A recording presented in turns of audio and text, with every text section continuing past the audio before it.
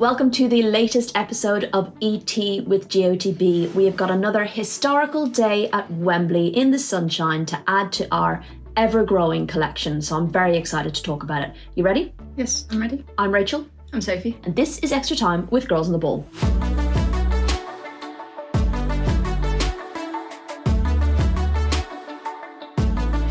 Right, on this week's episode, we're coming to you a little bit later because we wanted to wait until the Lionesses squad dropped so we could have a quick run over that one. But of course, we were going to talk about that historic FA Cup final between Manchester United and Tottenham Hotspur, where the Red Devils ran out rampant winners. We, of course, are going to touch on the very sad news that Vivan Mida is leaving Arsenal. Maybe not a massive surprise. I don't know, I'm still surprised, but we'll get to it. We're also going to look at the Lionesses squad, which dropped today. A bit more of an extended squad, so plenty to touch on there. We are, of course, going to talk about Arsenal now and the Emirates Stadium. Of course, that's another thing we need to touch on. And of course, you, Sophie, under 17s, and all the coverage you've been doing of them. And you're heading out to the semi-final tomorrow as well. So plenty to get through. Oh, and just a small matter of the end of the WSL season rushing at us this weekend. Hurtling towards us at a ridiculous pace. So loads to get through. If you haven't already, make sure you are subscribed so you don't miss an episode, because sometimes we like to drop a surprise one on you every now and then. And that way you will not miss it. You'll be the first one to hear it if you are subscribed. If you fancy leaving a comment or any questions, do that on YouTube or across our social media platforms. We are at Girls on the Ball. But let's get into it, Soph. We are kind of winging this episode. We do this sometimes. Sometimes we have some meticulous, detailed notes. Other times we just have 4 or 5 bullet points. In our justification, we have been rushed off our feet the last couple of days since Wembley. We have, and we've both had an absolute nightmare with trains today. Yeah, today was an absolute chaos. You know when one thing goes wrong and then it just has a domino effect and everything else. So we've had one of those days. So we didn't want to miss doing the episode though. So let's see how we get on with our 6 bullet points. We'll see how we get on. So far, so good. Naturals. Okay, FA Cup final. I know we both thought that maybe it would be a closer match than it actually was. And I feel like in the first half it was a closer match. It was kind of what we expected. But it all kind of just fell apart a little bit like a wet cake in the second half for Spurs. Tell our listeners how you feel, where the game was won and lost. I think Spurs will be annoyed with their defensive performances throughout. I think the way that they were completely unable to... It's a ghost. The way that they were completely unable to marshal Rachel Williams aerially in the first and second half will be a worry. But I think they did start pretty well. They didn't create an awful lot. That's what disappointed me. And I think that was disappointing because they are known as a creative team. I do think the occasion got to them a bit. I think we've talked a lot about that being their first time at Wembley. And I think there are first times for everything. But I think walking out on that stage in front of that crowd, in that heat, with that noise, at the home of English football for the first time is always a bit overwhelming. Can I give our listeners a little bit of an insight into that pitch side feeling? Now, obviously, I don't know what it's like to play at Wembley or, to have such a big occasion, but the heat, Jesus, the heat. It was like, I think they said 26 or 28 degrees pitch side, can't confirm. And because Wembley's such a bowl, there's not a breath of wind in the stadium. Then they had the feckin' pyrotechnics. I nearly singed my eyebrows, and it was about 5 to 10 metres away from me. But I turned to some random guy stood next to me when it went off. And the two of us were like, oh my God, the heat of those fiery things. And then add into that the cacophony of noise around the stadium, because at the beginning, the Spurs fans were brilliant down that side, the Manchester United fans down the other side. There was a really good rendition of Come On You Spurs. And I was close to them so I could hear them more. But I do think United did the same down the other end. There was just like this whirlwind of noise. And it looked so cool. And it looked really cool, the red and the white. And it was pretty special occasion. But I can imagine for players who have maybe experienced it less or are younger in their journey. Mm-hmm. So there's no doubt there's experienced players within Tottenham's ranks, right? But as a team, they're pretty young on their journey. And it was the first time for Robert Villahamn as well.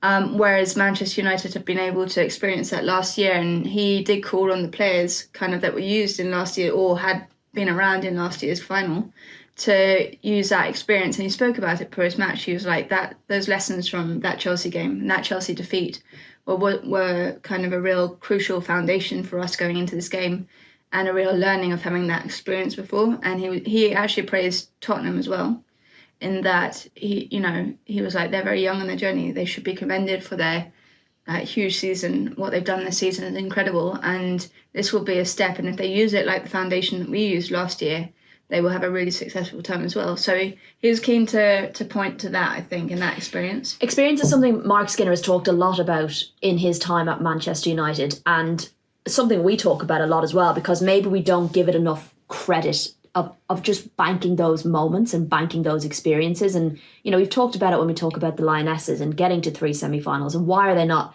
breaking that? And it's that kind of those big moment experiences that you can just notch up, so that you've got one less thing to worry about when they come around again, and it doesn't kind of invade your thought process as much, I guess, when you're making decisions and stuff like that. And I think we saw that a little bit with Spurs. And then when you start, you have Mary Earps at the back, obviously trophy winner with what England. What did Eva say? That Wembley's like her second garden. Yeah, second garden. Ella Toone, it's a playground. She's been there multiple times before, won big matches for England on Wembley turf. She has a knack of scoring on Wembley that is unbelievable. No matter her struggles at time for form, she can always find a goal at Wembley.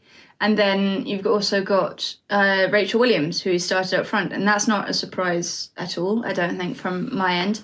She did so well in that semi-final against Chelsea. She changed the game for them, and she provides that aerial threat. But also, she's 36. She's been there, done it before. She was around last year.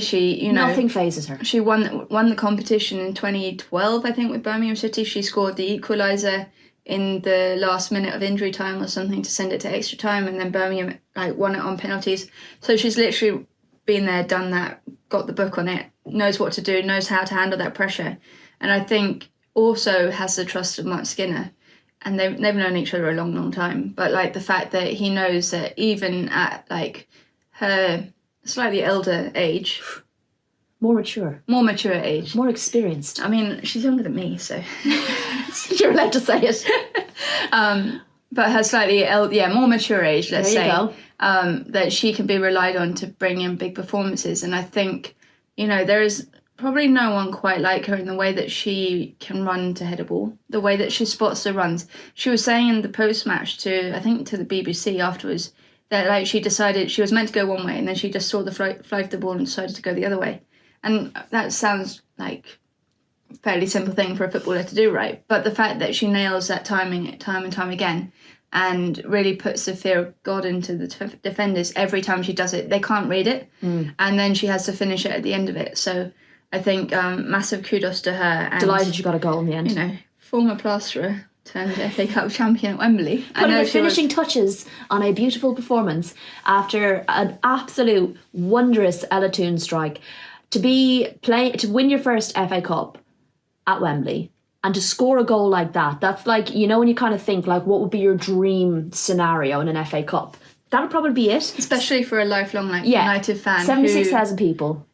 She was in the academy when there was an academy, and then when it shut down, she had to go elsewhere. She is, of all of the players, she is very, very intrinsically linked to that club. So the fact that, you've got her scoring that goal, I think was a very special moment for her, but also for the club. And I think, there's been so much criticism, quite rightly at times, of Manchester United this season and of the club as a whole, the structures behind it, of the manager, of the owner not turning up to the FA Cup final. That's one of them. Where were you? What was that decision? But there's so many issues around the club as a whole, but I think you can really grab onto the special moments. And I think I saw in the crowd in the men's game, there was a guy with a Ronaldo shirt on his back, number 7, and it had crossed out Ronaldo and put Toone underneath. Quite right. So, she's creating waves, she's become an icon, both for England and for Manchester United, and it's those kind of players that you need to get really excited behind. And arguably, that goal just shifted the game because... Perfect time. Yeah, United were the better side in the first half, but I felt like Spurs were settling. The more they dealt with Manchester United set pieces, they were starting to settle, and they were getting up the pitch. Like we said, they were creating, but it wasn't good enough quality. I don't even think they had a shot on target, but for Ella Toone to score when she did, that shifted the whole mindset of what the halftime talk is going to be. Exactly. Suddenly they're on the front foot. All you have to do now is just press that gas a little bit harder in the second half, which they did. Got the second goal, deservedly so, Rachel Williams. The substitutions at the time of that set piece from Tottenham were very confusing. I think it just disjointed things a little bit. But then to have that third goal come when it did from a mistake was like the final nail in the coffin. And I thought the maturity of Manchester United to see out the game the way they did really showed the step that they've taken since last year. And I guess it's epitomised by Lucia Garcia. You know, she's really struggled to get in the team last year at all, and in her first season. But this year she's kind of made it her own, especially in the latter half of the season. And her running and her intensity and her drive. She's also the sweetest person in an interview, by the way. But like, so fucking tired. But she is so sweet. And but her drive and intensity drives the rest of them on. And it was that press on, like, when Becky Spencer had the ball, she had to be there. Like, yes, it was a really shit pass from Becky Spencer, but she had to be there to cut it out, and she was constantly being there. And you saw that was the second goal as well. She was the one that reacted first, and she kept that up for the whole, 90 minutes, or however long she was on the pitch. So 80 something like that. And got player of the match as well. So all in all, great performance from Manchester United. I think much needed after a difficult season. And I know everyone wants to know if this makes their season successful. You have to say that is success. You're winning a trophy. You're winning the FA Cup for the first time. But at the same time, you can still say they've not been great in the league. And I think every player has kind of said that and they recognise that. But this will be a massive building block for them. So congratulations to them. And congratulations to Spurs on your journey to an FA Cup final. First time. You've had a wonderful year. I don't want to get ahead of myself. We've learned in the past about getting too excited about teams that, start creeping up the table and doing well. But I think Robert Villaham has set some really good foundations there. Whether he gets to hang on to Grace Clinton will be another story. Unsurprisingly, they want to put a bid in to try and hang on to her. We'll see what her decision is. But all in all, really great day. Over 76,000 at Wembley. The sun was shining, which, honest to God, makes such a difference when you're going to cover a football match. It just brings out such a nice mood and vibe from people. And two sets of fans that really went for it. And all in all, brilliant atmosphere and a brilliant day. Yeah. And then everything got sad because Arsenal then announced that Vivan Mida was leaving. So we had this wonderful high and then this low. Now, look, if Viv Miedema stays in the WSL, I'm happy. I'm more sad if she leaves the WSL. If she leaves the WSL, I'll be gutted. Absolutely gutted, because she's one of my faves. I love watching her play. But the way in which I always thought she would choose to leave Arsenal rather than Arsenal, what's being reported, not offering her a contract, because she is, as we know, an unbelievable player. One of the GOATs of the WSL, smashing records, hanging on to records, even though she's missed a season through injury. And I think when you've got, those players that you just love to watch, your Yui Hasegawa, I always found it with Pernilla Harder, those players who are like, what's the word, like just geniuses of the game, and you can almost see them working out 2, 3, 4 passes ahead of time. I love watching players like that. Me too. And you're completely right. You can tell when she's on a football pitch, she sees pictures ahead of everyone else. And that I think is the difference between her and many other players within that Arsenal squad. There are very good players in that Arsenal squad, but she is generational, and she has been since she was since I first saw her play when she was 17 years old with the under-17s for Netherlands. Like, she is quite clearly such a cut above the majority of other players in world football. And I think it's really sad because it's not the farewell that she deserves, or that you would think she deserves. And not to speak to her for her, but I would imagine that coming back from injury, she maybe would have signed, if she was offered a contract, would have signed it for another year, just because she hasn't been able to say goodbye in the way that she probably wanted to. And she's been at Arsenal for 7 years, and I think she'd probably want a season on the pitch to be able to do that, just from my feeling. You've seen the moments of when she's come back and what it's meant for her, and getting her first goal. And I think she said one of her favourite goals was the goal she scored against Liverpool when she came back from injury. And we know the kind of camaraderie within that squad and how important all the players are to each other in the journeys they've had with injury. And, how even the players who aren't injured, who know how important those players are and how hard they're working to get back. And seeing her journey back onto the pitch has been lovely.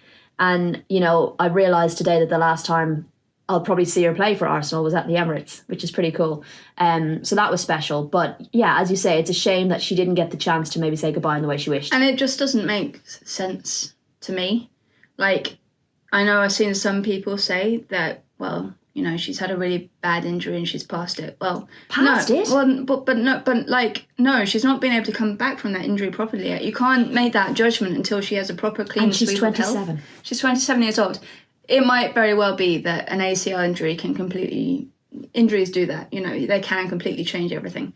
But you've got to at least give her a chance to prove that or prove that wrong or whatever. And the fact is that she's played a handful of games in between doing the injury, coming back from the injury, and having other issues with her knee. And I think that you can't make that judgment on just that kind of small snippets of game. And within those games, she's had Division. She's had glimpses of those flashes. The player that she was 2 years ago or 18 months ago.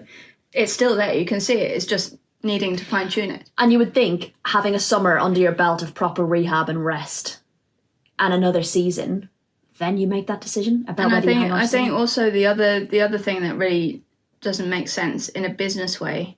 Oh my God. I mean, there's not only the thing about her as a player, and you don't let Viv go to a rival as a football club. You shouldn't be doing that. She is one of the best in the league. Why are you doing that? That's just stupid. That's one issue. That's one stupid moment. The other stupid moment is, why don't you, if you did want to get rid of her, sign her on a contract at the end of last year, because we all knew that her contract was end up this year, right? Get her on an extra year contract and then make money out of her. Because from a business point of view, she's a 27-year-old generational talent. Like, the money that's flying around in the game at the moment is crazy. Laura Brunhilde-Brown, who is a brilliant player but is not proven yet, she's young, went for £200,000 to Manchester City. You've got to think what people would be paying for Viv Mida, right? And you basically just let her go off on a free to potentially, it's rumoured, Manchester City, so potentially a rival, and you're not making any... It's like, we had the same discussion last year about Russo, right? And you would expect... will have the same if Earps goes. But you expect better from Arsenal. Yeah. They're meant to be ahead of the curve in this stuff. And it just baffles me that you can't have... So from both the player point of view, but also from the business point of view, there's no forward thinking in it, and you could have cashed in if you really wanted to. If it really wasn't going to work, you could have cashed in. I think as well, what makes I wonder is that perhaps Miedema is the type of player you build a team around, and I think because she's been out, maybe Jonas isn't willing to wait and build a team around her, and he wants to just crack on. And I think we've seen friction between the two, and there's a video circulating now, I think from the Everton game, where he went to bring her on for 30 seconds, and then basically some are calling it a push. There's definitely some hands-on where he kind of basically tells her to go back on the bench, and she definitely didn't appreciate, it seemed, the manner in which that was done. And that's an uncomfortable bit of viewing, because you can have those clashes in terms of how you think games could go or whatever, and we know players have opinions on stuff like that. And I think actually it was something she really enjoyed with Montemurro, is that she could talk football and speak football and talk about tactics with them, and I think he kind of valued that. And I'm not sure that same relationship exists between Miedema and Eidevall, but that's not a pleasant It was an unpleasant viewing. And I think Eidevall needs to check himself. Yeah, I think that's not appropriate on the touchline. And I know there's an instant comparison between the Emma Hayes thing, and they're very, very different situations, right? But also they're both wrong. We can just say flat out, you can't compare the two, right? Because they're very different situations, but they're both wrong, and it shouldn't be happening. And I do think that kind of stuff has the ability to turn people very quickly off you and off football. And I think the fact is, Viv was very, very well loved by pretty much every Arsenal fan. And a lot of people outside And while of Arsenal. you can understand the business of football and things don't work out sometimes, I think that plus the video that's just flying around at the moment is not going to ingratiate Jonas anymore. And I think there's a problem because, I don't know, I think he is a developing coach. I think he's very tactically astute. We've been in press conferences where he's very willing to give you... Speaks really well, speaks really well, speaks really tactically, explains where they need to improve. You can really get a good breakdown of the game. But then I think you do sort of, as a club, make a rod for your own back when you give a manager, whoever they are, whether they're the best manager in the world or the worst manager in the world, a new contract in the first couple of weeks of the season. When you haven't qualified for Champions League. And that's not to say that I don't think you should stay at Arsenal. I am sort of on the fence about that. But it's you're kind of making... And if there are problems within the squad as well. I think you need to. Why don't you do it at the end of the season? You know, if you have every intention of giving them a contract extension, wait till the end of the season. They're not going anywhere. Yeah. You know, just wait and see what happens. Whereas you give it to him in the first 2 weeks of the season or whatever, and then he goes and the team don't perform to the way they wanted to do. And yes, they've got European football, and yes, they've got a Conti Cup. I had that last season. But the progress and the ambition to win the title isn't there. Yeah. And they haven't managed that this year. So that's probably a reflection point and it happens all over football, and I never really understand it, why managers are given contracts at that time. Because just generally it makes you feel like, well, I'm kind of safe now. Yeah. Well, Arsenal are now trying to do a bit of a don't look over there, look over here kind of jobby, because they did announce that next season that the Emirates will be their home stadium for the women's team, and they are looking to play 11 games there. Currently, it is going to be 8 WSL games, and should they qualify to the group stages of the Champions League, it will be those 3 group games, and then, of course, if they progress, the rest of the games will be there too. If they don't progress into the group stages, it will be 11 WSL games at the Emirates, which is brilliant news. Really great to see them progress there, but it almost kind of further highlights the kind of lack business sense of letting someone go for free. It's like, if you can be so forward thinking and progressive here, what's going on over there? Can I be a bit controversial? I'm not sure how well this will go down. Oh God, okay, go on. But I was a little bit underwhelmed. Were you? Yeah. Why? Well, it's great if they don't. Well, it's not great because they want to qualify for European football, right? And this year, if they qualified, all of those games were going to be at the Emirates anyway. Yeah. And if you go through to the knockout stages, they will have to be at the Emirates anyway because of UEFA's Yes, I know that. So, yes, they've gone from 6 to 8. They've gone to 6 to 8. And to call it the home of Arsenal, I just think there's a bit of a... I don't know. I think it's a great move, and it's a progress that no other club... Well, actually, that's a lie, because someone like Leicester City play at their home ground every week. Bristol City play at their home ground really. But for the progress that they've made and the development of that, they deserve all of the plaudits for doing what they've done in the fan side of the game. I was just like, that was pure, like the title was a bit PR-y for me. Yeah, and I think the timing was also very intentional. But I'm still giving credit. But not to shit on their delight, but at the same time... What? Shit on someone's delight just sounds really gross. I don't know, but don't say it again. I get what you mean. Well done, party. Well done, Arsenal, on that alone. Okay, moving on to the Lionesses squad. Now, this is a slightly different one because this is covering 2 windows, which I guess makes sense because when you've got players who probably want a friggin' holiday, needing to know whether they're going to be in this squad or that squad or whatever it might be, they've decided to name the squad for the 2 windows, and then of course add in 4 players on standby, which I think is probably the best way to do it, rather than a player going, didn't make it, gonna go off to Ibiza for 4 weeks and have a grand old time, and then getting a call halfway through from Serena Wiegman being like, someone's injured, you need to come up. So it makes sense in those terms, but we don't need to get into the window discussion again, so because we'll just get very angry. Because you're going to. No. The platform is yours, please. No, but I think it highlights the position that England and the other, particularly European federations, are in, right? Where they have been lumped with this window from FIFA, which has now been used by UEFA. So FIFA construct the calendar, and UEFA then decided to put 2 competitive games because they wanted to shoehorn in their Nations League and European qualifiers as quickly as possible. And then when you complain about it, they point at each other. Yes. Right. But UEFA literally could have gone, well, we could schedule it for the next window and actually just push the playoffs later, whatever it might be. But they shoehorned in this window when half of Europe are on, more than half of Europe are on. Could have been getting the tan. So other than Spain and France and Germany, then the rest of the nations, other than the Swedish league, which plays during the summer, they're not really in season at all. And it suits no one. You know, they've come off the back of a World Cup and they've come off the back of the Euros the year before that. Give them a rest. And they need a rest. And I guess it's actually really smart from Serena Wiegman, and I wouldn't expect anything less from other nations around Europe either, to name a 28-player squad with 4 standby players included in that, and to go to the rest of them, you know, have the summer off, you can go and do what you want.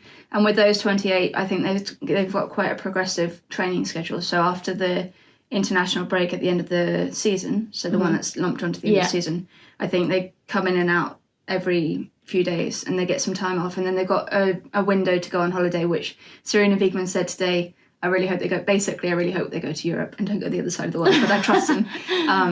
Don't worry, Serena. Ibiza is the place to be for footballers at the moment. Well, that was last year, Sophie. It's going to be somewhere else entirely, and they're all going to end up there because I think someone does some group deal for WSL players. I don't know who it is, but you've absolutely nailed that market. But they all seem to go to the same place. But anyway, it does it's a problem, and the other problem is I know some people think they should be given an extended time off in that break, but coming cold is as bad because you come into, if you have 3.5 weeks off and then come in to an international camp of full pelt international football for 10 days, competitive training to the level that England train to, and you're being on the beach for the last 3 weeks, it's not gonna same problem with the World Cup last year when there was a whole fight around bringing the players in too early, and you're like, but they're going to the other side of the world, and coming in too late is just as bad as not getting a rest. So it's a difficult one. But in terms of the squad, yes, Aggie Beaver Jones has made it, which I'm delighted about. We've got Jess Naz. Who else is on the standby list? Help me. Kayla Rendell, Missy Beauclerc, and May Letizia on the standby. Why is May Letizia not just in the squad? I don't understand. Anyway, standby list. That's the standby list, and Aggie's in the full squad. Millie Bright's back, which is another thing. Who else am I missing? No, I mean that's basically it. That's basically so Millie Bright's back in. She hasn't played since the Nations League. September, I think. Yeah, the Belgium game. I think so. And then obviously Leah's back in now. And Aggie, I think she really, really deserves it. I think also there has been a lot of comment over, and I call it lazy comment, over the last couple of years around Serena Wiegman and her lack of rotation. Mm-hmm. And when you actually look at the bigger picture and see who she's brought in that time, you have Lauren James, you have Grace Clinton, Kiara Keating. You have Kiara Keating. There are young players who are very young, are 20 years old or something, 20, 21 years old, and they're coming into the setup and they're being given the chances to shine. And you've seen what Grace Clinton and Jess Park have done, both at club and country this season. They've really cemented their spots in that squad. So there has been a change in the guard, as much as we like to say that there hasn't. Yeah. And I think that narrative comes down to that Euros where she didn't change she had a very regimented lineup. I mean, bloody hell, the World Cup, you could not predict the lineup. But she arguably hasn't done that in the friendlies that she's been able to have. Yeah. So that is the Lionesses senior squad. Let's go to, by the way, the matches are coming up. We are covering them, so don't worry. End of the season, quick break, Champions League final, 2 Lionesses games, then America. But that's all coming thick and fast, Sophie. Under 17s, just because we haven't had enough on, just felt like we had a few days here and there that maybe we could just fill with a little trip to Sweden. Sophie went off twice last week to see 2 of their games. They topped the group, beat all the teams in the semi-finals, taking on Poland, which you are going out for. Now, the only thing that's really annoying is that the final, should England progress, is when? On the final day of the WSL season. I am absolutely gutted. I need to split myself in half. We need a third girl on the ball.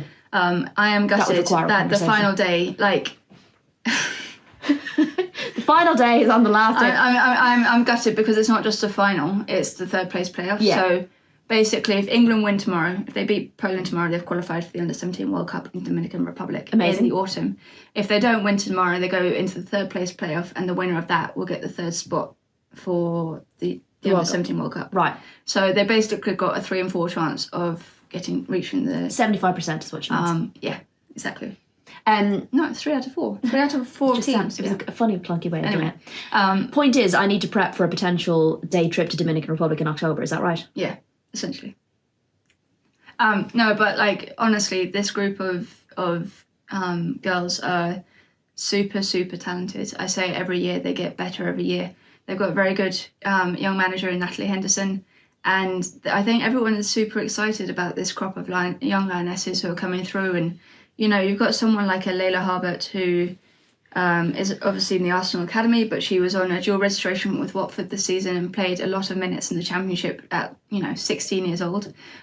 You've got someone like a Lola Brown who's developed so much in the last year, since this tournament last year when I saw her to now, developed so much, and hopefully getting ready for Championship football next year. She's still 16. Got their best player was 14 years old. This is horrific. I mean, it's amazing, but it's horrific. But 14. But there's so much talent in that squad, and I think so much excitement. And obviously, not like there's so much potential and there's a long way to the seniors. To that point, you have to go through the 19s and, you know, under 23s at times. But the fact that there is so much potential coming through. Yeah, and I think it is worth recognising that, like, quite a good handful of the players in the seniors would still be eligible for the under 23s. So like there is opportunity, and if you keep, you know, you're under 17, it's going to take a little while. You've got under 19s, you've got under 23s, but like that progress is there, and if they're playing as good as they are now, that's so exciting. And it's all about the lessons that they learned. Like when I interviewed Natalie the other day, it's about like getting them ready for that senior process. And it's like the first time, like these camps are some of the first time they're away from home for 10 days. You know, they do 2 qualifying mini rounds. They were in Budapest and then they were in Serbia, and now they're in Sweden. So that's 10 days to now 2 weeks of being completely away from home, being immersed in a team environment, learning how to handle that, how to feed yourself, how to take everything on board and learn all those lessons in the meetings and analysis that you have to prepare yourself for when you're a senior Lioness. And what I loved from Natalie was she's preparing them in terms of expectations. So you were like, oh my God, like you've beaten France, this is amazing, you've topped the group. And obviously, you know, you could have progressed, right? Even if they hadn't topped the group, they'd already progressed. And she was still like, yeah, but there's stuff we need to work on. Yeah, but in the first half we didn't like this. But we're looking at this. They just beaten Sweden 5-1. I know. But she was, in her interview, she was like, but we're not happy with the performance. But that's the mentality. It's like the perfect mentality to have. To breathe in at this young age, so that when you get through the age groups and by the time you get into the seniors, you're always striving for better. And I think that's really valuable to have all the way through. And she was saying that like they want them to win now because that prepares you for winning. So you win here, you get to the World Cup, or even if you might not win the whole tournament here, but if you get to the World Cup and then you get the chance to perform on that stage, that's even more additional to your development. Otherwise, you go through and you don't get an under 17s or an under 20s World Cup. And you'll go to the under 19s Euros, but you might not get in the year group that can qualify for an under 20s. So it's all about taking those opportunities to learn how to win and learn how to succeed. Well, Sophie will be there tomorrow, which is Wednesday. So for whenever you're listening to this, it will be the 15th of May on the Wednesday at that game. I will be, hopefully, if all of my appointments line up correctly, I will be at Spurs-Chelsea tomorrow, which is, of course, Chelsea's game in hand, which they have to win if they want to get a hand on that title. So it is the big one. Everyone's going to be looking at it because Spurs have just come off a loss. Are they going to be like really reared up and riled up and wanting to finish on a high? Are they going to be a bit sad? Are Chelsea going to be too dominant? Are they going to have the bit between their teeth, Chelsea, because they've had a whole friggin' 10 days off, which they won't know themselves? So that's going to be a really interesting one. And then, of course, we've got the final day of the season where we are splitting. You're doing Aston Villa, Manchester City. I'm doing Manchester United, Chelsea. Sophie, what do I do if Chelsea lose tomorrow? Do I come with you? No, because it's still down to the final day. Yes.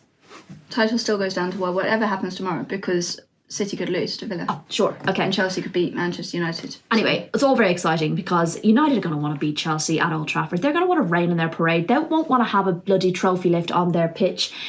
Carla Ward's last game in Aston Villa, you know, that's going to be... I know Man City have beaten them this season, but, you know, Aston Villa did some business last year. Carla Ward's friends with them. There's a whole heap of little things. There are so many like, little stories within the final week of like narratives and stuff. It's going to be great. And then it's quite exciting because it's really busy stories. So it's like, and then the other teams are playing too. Sorry.